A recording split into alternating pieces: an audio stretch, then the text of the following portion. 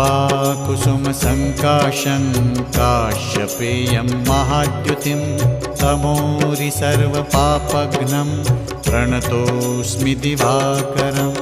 ॐ ह्रां ह्रीं ह्रौं सः सूर्याय नमः। ॐ ह्रां ह्रीं ह्रौं सः सूर्याय नमः। जपाकुसुमसङ्काशं काश्यपेयं महाद्युतिं तमोरि सर्वपापघ्नं प्रणतोऽस्मि दिवाकरम्। ॐ ह्रां